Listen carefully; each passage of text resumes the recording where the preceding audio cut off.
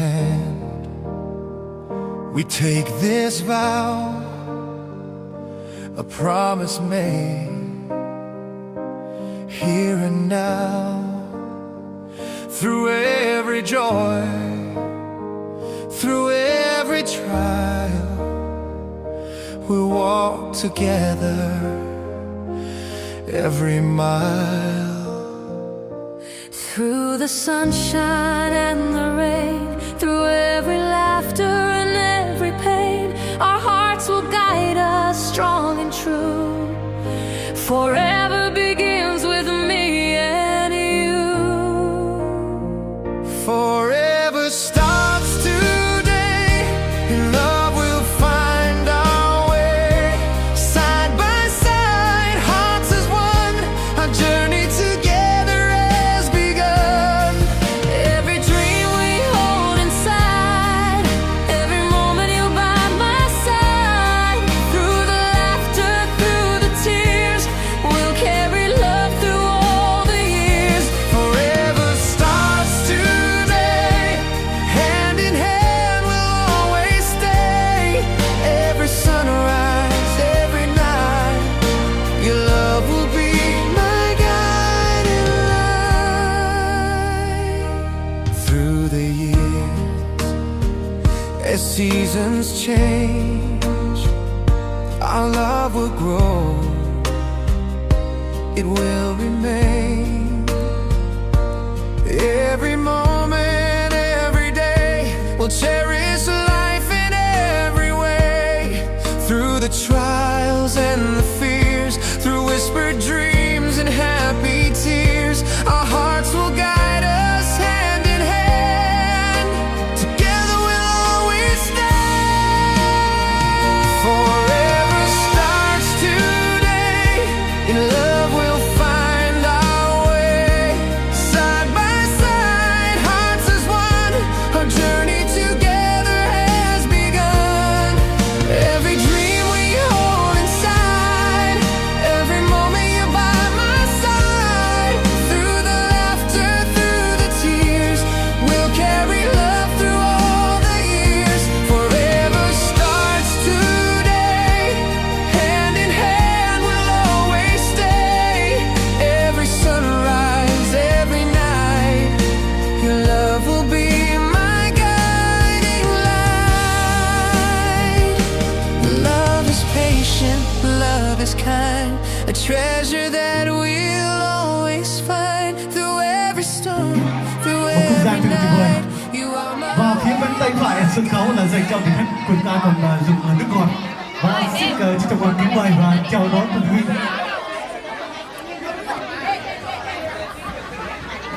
Matur tinggal zangkuple ke bidang nibla mamlai dan orang gila mangil dan tajir dan kami magla bendeng tajir dan mangkemui và ke bendai mất la mau de ngồi đây tập chơi đây ke ban phẳng đó banu cứ tầm nào kia nào đây là pin de là pin đang bendai manjem bên ngồi pin bên ngồi đây.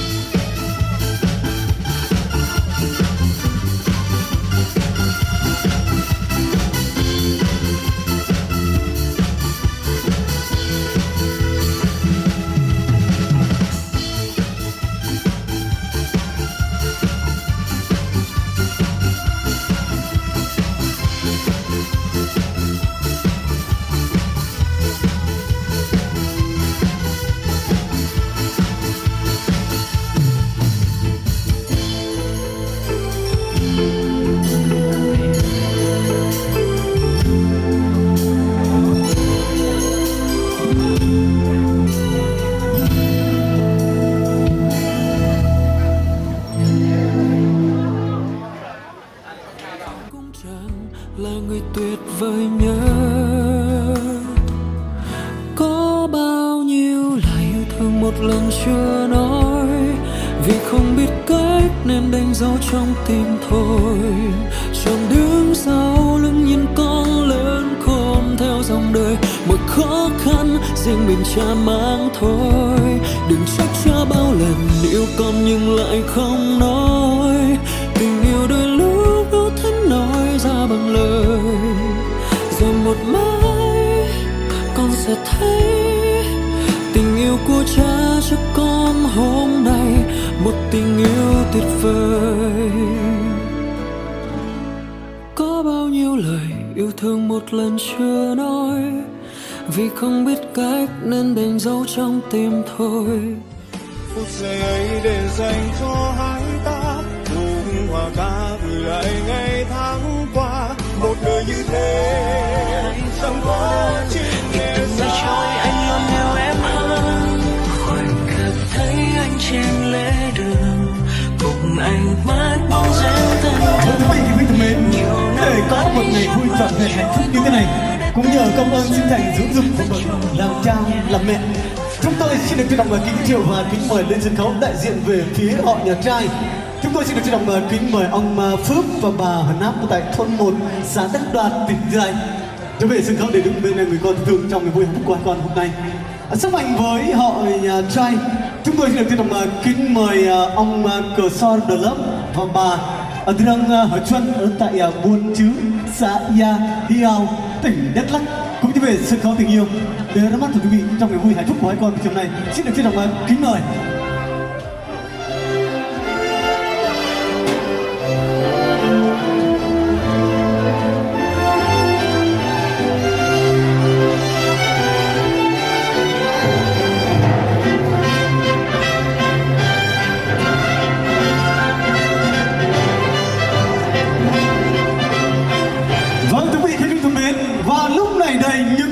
Chính của chúng ta đang chuyển diện tại sân khấu tình yêu. Một ngày rất là hạnh phúc của hai bên gia đình đã có thêm một thành viên mới. Một ngày rất là hạnh phúc của chú rể cô dâu. Hai bạn đã tìm được một nửa yêu thương của mình. Vâng, và chúng ta xin được tuyên bố lễ tân hôn cho chú rể Y Trinh và cô dâu Drang Hở Hà. Xin được phép bắt đầu ạ. Một triệu quý vị ơi để chúc mừng ạ.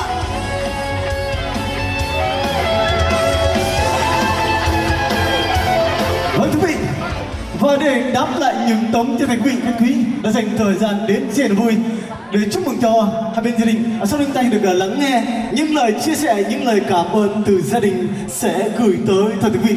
Chúng tôi xin được trọng kính mời ông của chú rể, xin mời ạ.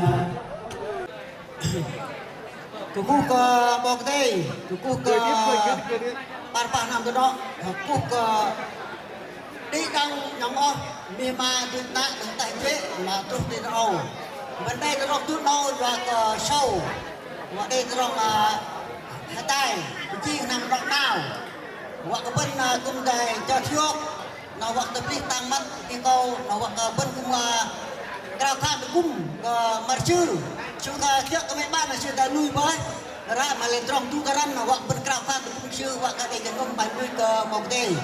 Thì bên này cái đi đang để tu chia mau bên nhà đã khai tay chơi khai tay cái đi đang bên hoặc là đang chơi thiêu nó bên nhau làm chim chơi thiêu làm nằm trong lòng chưa vốn nói thì bên đi đang bên và đi tụi này Đấy, bên đây ta tí ạ. Bên đây nên tiêu đừng bọc và điệp lê cỡ đi nào bên để hút trường giang bên hút chân nào bên để bằng dơ ngồi cái làm lọ sư. Và quý vị chúng ta được lắng nghe những lời chia sẻ, những lời cảm ơn từ gia đình đã dành tặng cho tất cả quý khách quý là những người anh em, là những người đồng nghiệp với gia đình đã bỏ ra thời gian quý báu để cùng đến đây để cùng chung vui chúc mừng cho hai bên gia đình có dâu hiền người tháo, và xin được chúc cho tất cả chúng ta thật nhiều sức khỏe, luôn luôn hạnh phúc và gặp nhiều may mắn ở trong cuộc sống. Và xin được cảm ơn hai bên gia đình rất là nhiều. Và thưa quý vị, và trong những ngày vui như thế này, chú rể cô dâu của chúng ta cũng không quên được công ơn sinh thành dưỡng dục của bậc làm cha làm mẹ. Và sau đó xin mời chú rể và cô dâu, hai bạn sẽ cùng hai cái ly để dâng lên hai bên gia đình để sinh thành.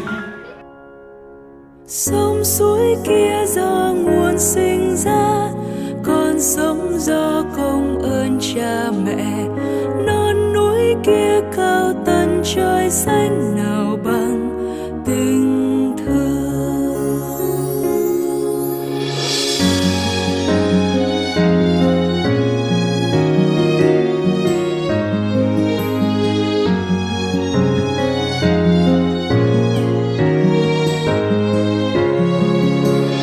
Ngày ngày đừng quên cảm ơn cha bằng lời nói yêu thương chân thành. Ngày ngày đừng quên cảm ơn mẹ bằng việc làm yêu thương. Đừng chờ ngày hấp hối qua đời mà nhà hàng Hồng Anh đã dành cho hai bạn. Ngày vui nhất đời anh, ngày vui nhất đời em. Trong chiếc thiệp xinh xinh có tên hai đứa mình, ngàn lời chúc bình an, đôi bàn tay siết chặt, hai chiếc nhẫn kết lại, minh chứng cho ngày vui nhất. Xa xa trong giấc mơ anh vẫn luôn mơ đến ngày vui nhất, và hôm nay bầu trời trong xanh thật nhiều ánh mắt chứng giang. Ngày vui nhất đời anh, ngày vui nhất đời em. Trong chiếc thiệp xinh xinh có tên hai đứa mình, ngàn lời chúc bình an, đôi bàn tay siết chặt, hai chiếc nhẫn kết lại, minh chứng cho ngày vui nhất. Hai chiếc nhẫn kết lại, minh chứng cho ngày vui nhất.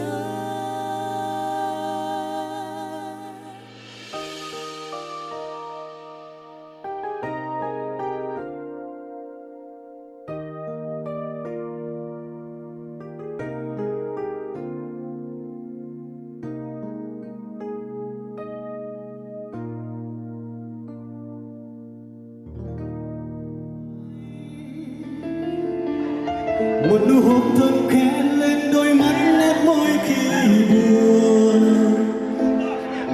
Tình yêu anh thật giàu trong trái tim đã đau thật lớn. Mà dù ngày mai sao thì vẫn chỉ yêu người thôi. Dẫu chỉ là giấc mơ em sẽ mơ hoài. Vui còn thường đáng lên trời đến. Đến khi nào trên thế gian mà trời cùng sáng lối em đi về. Anh vẫn ngày đôi môi này mãi thuộc về nhau. Và nếu muốn đi xa nơi anh, gặp đi tình yêu nơi anh, cùng qua những tháng cùng nhau vượt qua. Nếu em hiểu Lúc em nằm trong vòng tay anh, để anh nhận ra là em là giá trị để anh mang đi theo suốt cuộc đời. Anh cũng sẽ chỉ muốn hạnh phúc trên dòng đường đời, và anh cũng sẽ nhận ra người mình không thể quên. Thì em hãy cứ đi tìm một hạnh phúc mới, tìm một người thay thế anh trong những đêm. Để anh một mình nhé, em cứ đi đi. Ngỡ thêm ngày tháng qua em cứ đi đi. Để anh đã chọn về mình thế thôi, chẳng thể nào đổi thay anh, nhưng thời gian chẳng thể nào quên đi được một người.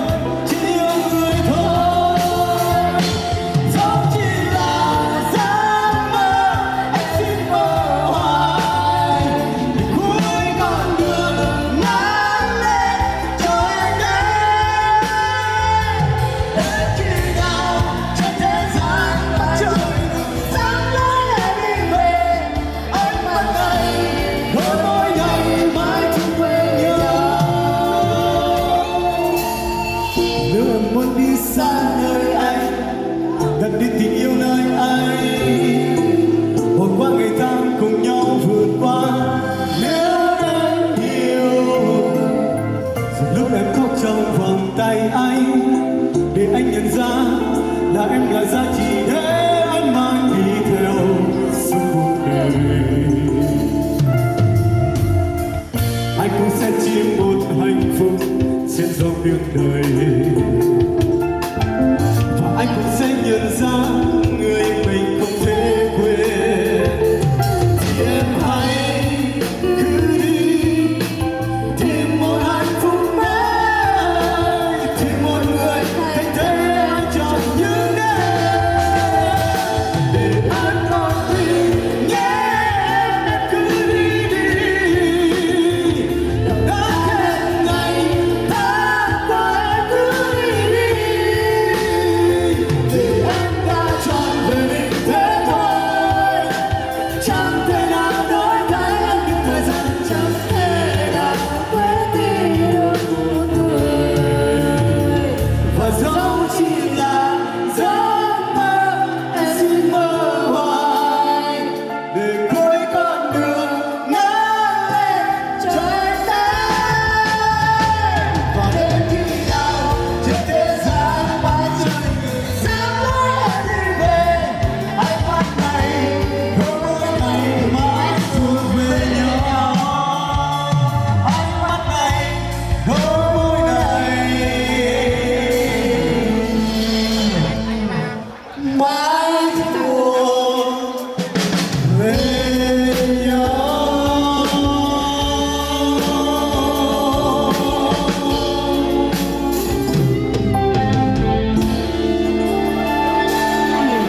Một tràng pháo tay đầu tiên đúng không ạ? Đây chúc mừng cho ban nhạc ạ.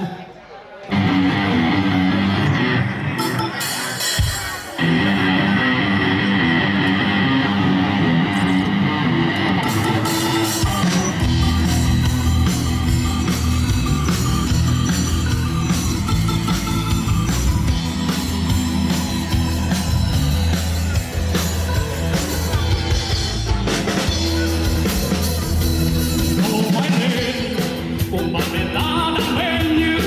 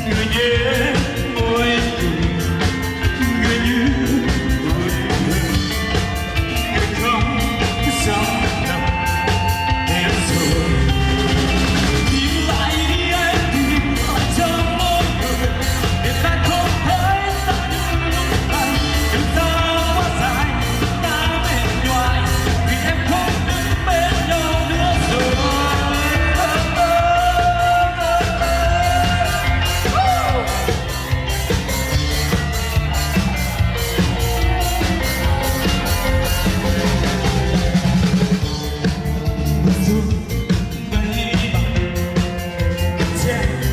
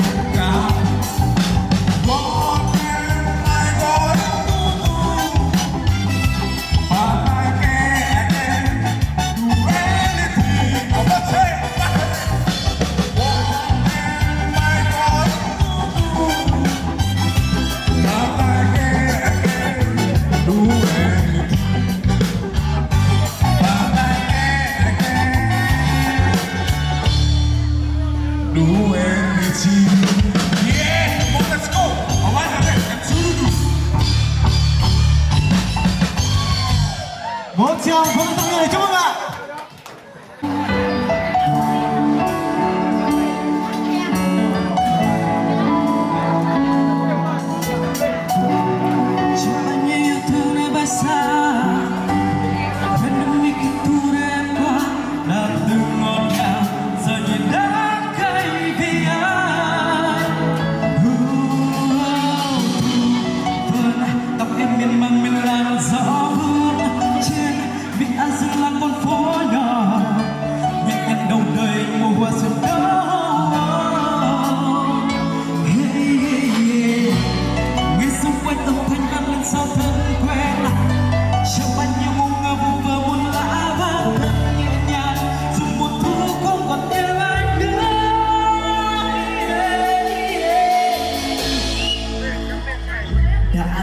Rất lâu rồi trong anh bình yên hẹn tiếng yêu thương anh không thể trao từng thiên có em vào mùa thu đó anh có em